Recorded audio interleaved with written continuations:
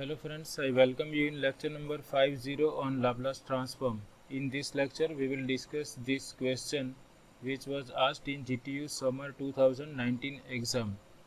Question is define unit step function and use it to find the Laplace transform of the function f of t equal to square of t minus 1 if t lies in the interval 0 to 1 and if t lies in the interval 1 to infinity, value of f of t is 1.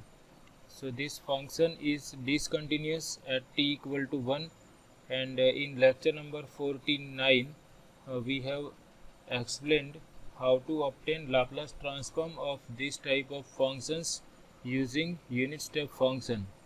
So we try to find out Laplace transform of this function using unit step function. So we recall that we can write this type of function in terms of unit step function by considering the difference of unit step functions at endpoints multiplied with value of function in that interval. If I want to write down this function f of t in terms of unit step function, then for first interval I will take unit step function at first endpoint minus unit step function at second endpoint, and then I will multiply this difference by value of function at that point. Same thing here, but here last endpoint is infinite, so we will consider only one endpoint. So that endpoint is 1, so value of function at in this interval is 1, so we multiply 1 by unit step function at this endpoint 1, and then we add these two quantities. So in that way we can express our function in terms of unit step function, and then we can try to find out its Laplace transform using second shifting theorem. So before going for Laplace transform, we just recall the definition of unit step function. They have asked you to write down the definition of unit step function. So if a is a non-negative real number, unit step function is denoted by u of t minus a or ut suffix a. Unit step function is also known as Heaviside's function, so some authors use these two notations also, and is defined as discontinuous function having two values 0 and 1 only. If t is less than a, value of unit step function is 0, and if t is greater than or equal to a, value of unit step function is 1. So you can write definition in this way. Now we try to find out Laplace transform of given function. So for that first we express given function in terms of unit step function. First we express f of t in terms of unit step function. So that we have already explained in previous lecture. If you have not seen previous lecture, I suggest you to watch that lecture first and then go for this lecture in terms of unit step function. So as I discussed, I will write f of t equal to t minus 1 square multiplied by difference of unit step function at 0 and 1. So that we write here f of t equal to value of unit step function in interval 0 to 1 multiplied by unit step function at 0 and unit step function at 1 and their difference. Second interval is 1 to infinity. In that interval value of function is 1, and we consider unit step function at point 1 only. So this first difference corresponds to first interval 0 to 1. We have taken unit step function at 0 and unit step function at 1, and their difference is multiplied by value of function in that interval. Second interval is 1 to infinity, but if our endpoint is infinite, we will consider unit step function at finite endpoint only. So here we consider unit step function at 1 and we multiply it by value of function in that interval, which is given as 1 here. So t minus 1 square difference of unit step function at 0 and 1 plus 1 times unit step function at 1. So this is main step. You must be able to express your function in terms of unit step function. Now we try to simplify all these things. This is equal to f of t. We multiply f of t. We multiply this t minus 1 square with this bracket u of t minus t minus 1 square times u of t minus 1 plus u of t minus 1. And here in these two terms we can take u of t minus 1 common.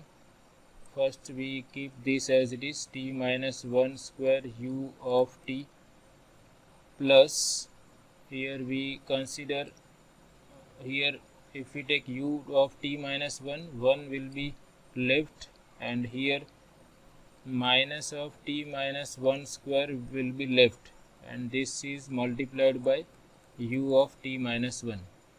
So we have expressed our function f of t in terms of unit step function. So therefore Laplace transform of f of t will be equal to Laplace transform of t minus 1 square into unit step function at 0 plus Laplace transform of this function 1 minus square of t minus 1 square 1 minus t minus 1 whole square multiplied with unit step function at a equal to 1. So we are using linearity property of Laplace transform. Laplace transform of addition of these two functions equal to addition of their Laplace transforms. Now to obtain Laplace transform of these two functions, we recall the alternative form of second shifting theorem.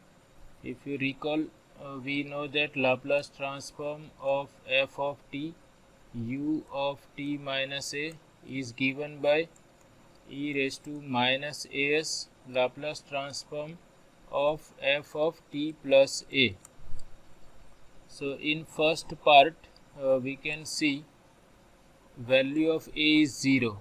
So we have e raised to 0s into Laplace transform of f of t plus 0. Here f of t is t minus 1 square, and in that f of t we have to replace t by t plus a, that is t plus 0, which is t.